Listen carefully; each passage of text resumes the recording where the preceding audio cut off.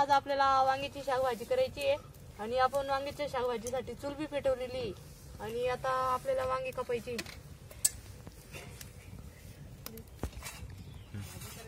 चला तर मी आता वांगी कापते आणि वांग्याची शाकभाजी करायची आज आपल्याला।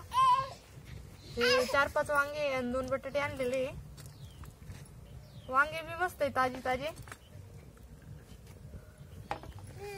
हे आता कापून घेते मी।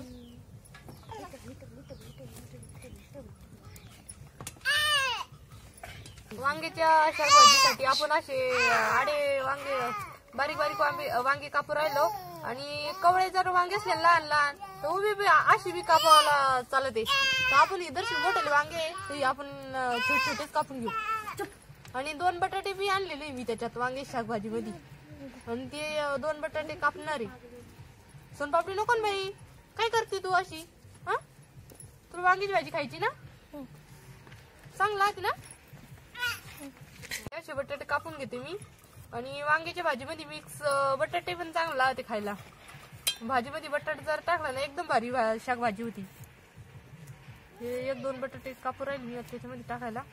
आणि चूल वांग आणि बटाटा पण कापून झालेलं आहे आणि आपल्याला आता कढई ठेवायची आहे। चूल पण मस्तपैकी चालू आहे आणि कढई ठेवलेली मी आता तापायला आणि डाळ पण चांगलं चालू आहे।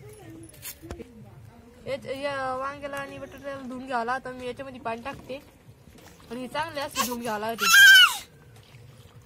त्याच्यात पाणी टाकलेलं आहे मी आणि कढई तापायला ठेवलेली आहे। आपण आता एवढे शेंगदाणे घेतलेले आहे मी, हे शेंगदाणे भाजून काढू। भाजायला टाकलेले आहे शेंगदाणे कढईवर। कढई तापली आता चांगली आणि आपल्याला आता थोडीशी कोथिंबीर पण कापायची।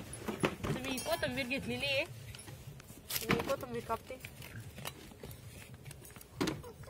सोनपापडी काय करते?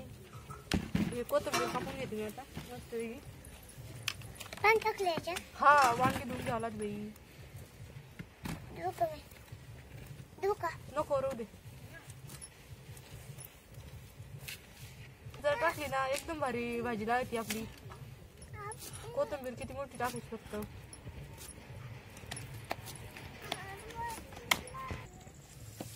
चला आता आपले शेंगदाणे बी भाजलेले आणि आता आपण तेल टाकू। मी 1-2 पळ्या तेल टाकलेले आहे त्याच्यामध्ये आणि 1 चमचा जिरे टाकते आणि जिरे चांगले लाल झाले का मग हे मसाला टाकते। मी मसाला घेतलेला आहे प्रवीण मसाला, सांबर मसाला, लाल तिखट आणि थोडासा मटन मसाला बी घेतलेला आहे शाकभाजीला आणि इकडे हळद आहे।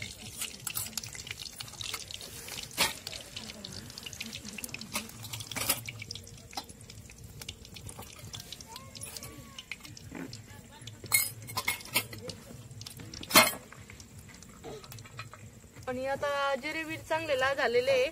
मी मसाला टाकते आणि कोथिंबीर देते टाकून आणि हे धुवून चांगले आहे ना बटाटे आणि वांगी पण देते त्याच्यात टाकून।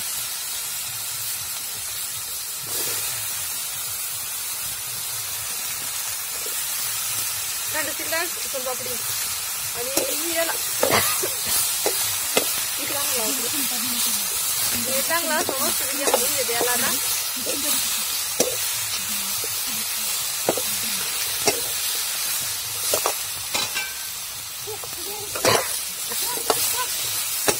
आता समज घालून घेतलेले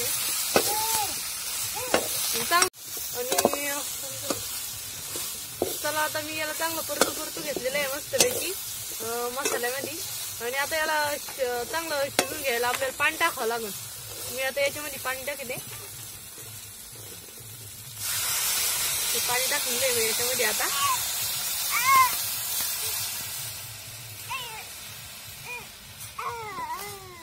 चांगलं पाणी टाकलं याच्यामध्ये। आता चांगलं परतून घेतलं होतं एकदा मस्तपैकी आणि चांगलं परतून घेतल्याच्या नंतर पाणी टाकलेलं आहे आणि मी आता याच्यात चवीनुसार मीठ पण टाकणार आहे वांग्याच्या शाकभाजीमध्ये।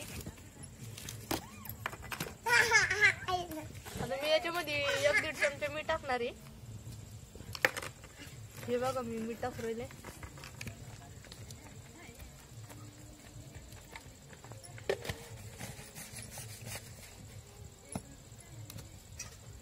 चांगलं हलवून घेते.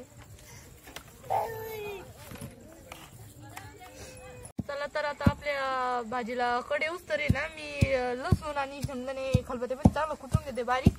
आणि आपल्याला त्याच्यामध्ये टाकायचे शाकभाजीमध्ये एकदम बारीक शेंगदाणा कूट करून घ्यावा लागतो. त्याच्यामुळे मी खलबत्त्यामध्ये बारीक शेंगदाणा कूट करून घेते तर कडे उस्तर. आणि हे पहा आता मस्तपैकी बारीक करायचं चालू आहे. आणि खलबत्ता आहे आपली इथं त्याच्यामुळे मी खलबत्त्यामध्ये बारीक शेंगदाण्याच कूट करून राहिले. आणि कोणी कोणी ना मिक्सर मध्ये पण करतं, पण आपल्याला आहे ना मिक्सरचं काही चांगलं म्हणजे मिक्सर मध्ये काही चांगलं लागत नाही, भाज्या चांगल्या लागत नाही खायला. आमचं तिकडं पाटा पण आहे आणि आम्ही पाटेवर आणि खलबत्त्यातल्याच भाज्या खातो. मसाला पाटेवरच वाटत राहतो.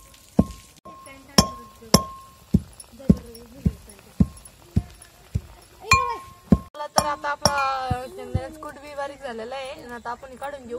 आणि आपलं तिकडं वांग बी शिजलेलं आहे चांगलं. आणि आपण आता हे शेंगदाण्याचं कूट आहे ना सगळं त्याच्यामध्ये देऊ टाकून. पूर्ण बारीक केलेलं आहे बघा. आणि मी याच्यामध्ये टाकू राहिले आता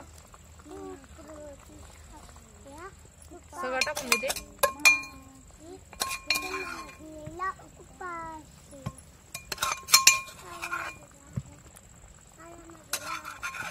सगळं टाकून दिलेलं आहे आता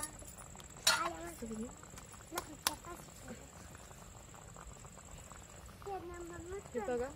आणि मी याला आता चांगलं हलवून घेते. आणि वांग बी चांगलं व्यवस्थित शिजलं होतं आपलं.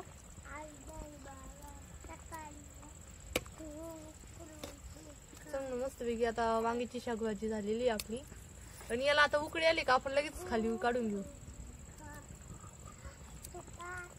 आता आपण याला चांगली उकळी येऊन देऊ. डाळ पुढे घालते मी थोडा. आता याला उकळी आली का आपल्याला लगेच खाली घेऊन टाकायची इकडे.